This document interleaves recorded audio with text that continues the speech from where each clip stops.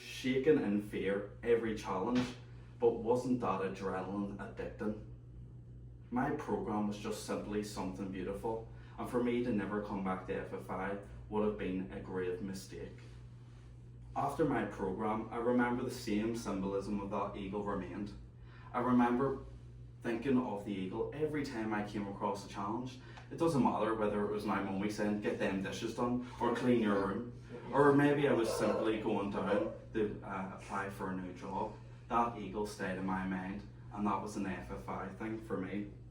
I was passionate about politics, and I really wanted to apply these new skills that I'd gathered in my skill building phase. And so, coming back home to my community, I led a community action project fostered by FFI.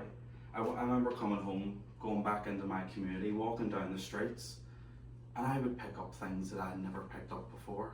Litter on the streets, graffiti on the walls, people walking down the street complaining about things on anything at all, and I remember picking up on it. These were things I'd never picked up on before, and almost as if I had a completely new skill set.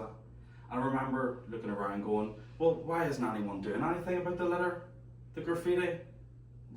Who's running this place? No one is here doing anything. And so obviously I blame the representatives in the area. I blame the congressmen, the congresswomen, the governors, the representatives. But then after complaining so much, I realised, why am I complaining? It's not my job, but also, really, whose job is it? And so then I realised, there's nobody else who's going to be doing this work. So I directly needed to do it myself. I saw that on the floor as an opportunity. I saw the litter as an opportunity, the graffiti as an opportunity, and I went out of my way to clean those. I remember coming out and walking up the street with a litter picker to my side, being all happy to litter pick. And you can probably imagine how other young people felt seeing me walk up with a litter picker. But those were small things that I wanted to do in my community, and over time it grew and it snowballed.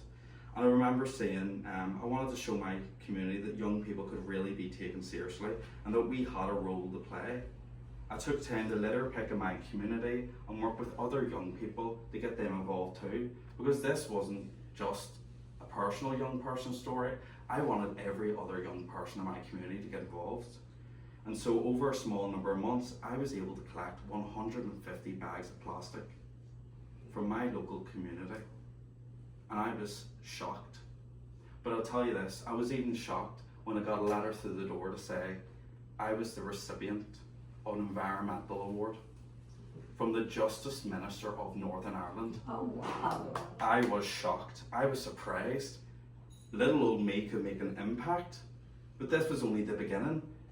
And I remember this reminded me of the alumni and team encouraging me to take on the challenges that we had during my New Hampshire programme, and the thrill, the excitement I would experience when I was praised for my commitment and dedication. I feel excitement and thrill for doing something that I love. How lucky am I? Lastly, I remember taking the advice of my FFI team, and I participated in a local political party selection primary election. When I was elected by local members as their party representative on a mandate of change, how an 18-year-old was able to go from not coming out of their shell before COVID to being inspired to take on these challenges, to going into my street, directly impact and change, to being in a position where I can stand and actually represent people in my community. I was shocked. I realised at that moment that the values that FFI had embedded in me, the fundamental values, really were fundamental. The confidence, the enthusiasm, and the underlying support from French River has shaped me into someone I couldn't even have imagined. A few months ago, I also took a chance on applying for another FFI programme. I hoped that the image of the eagle was still fresh in my mind, and I think it's safe to say that it's still there somehow. But I really still can't believe I'm here. I'm speaking to all you lovely people, and that I now somehow represent a group of my community. Thank you to FFI, thank you to the staff, and I really want to thank my FFI team, Team Blossom and Team Frontier, the people in this room today, because you really are the people that see it all, the people that do cheer me on in the background, but also I want to thank all of you here today also, because without Rotary, without people like you with acts of goodwill like inviting us into your home, I wouldn't be in the space right now to tell my story. And without Rotary financially supporting the programme, I would have never ever applied for FFI.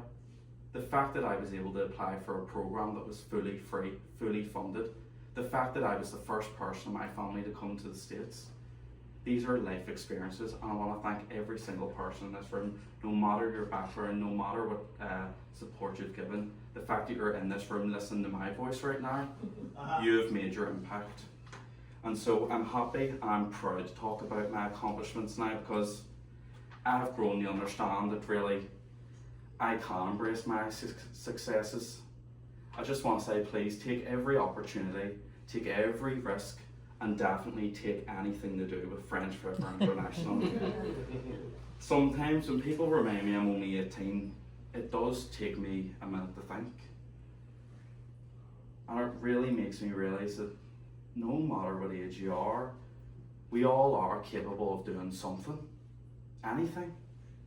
But then again, who am I to stand in front of you all and express my journey when my journey's only just begun? I'm only 18. What would I know? Well, I'm standing here in front of you all today anyway, so clearly I must have done something right. Thank you. Thank you.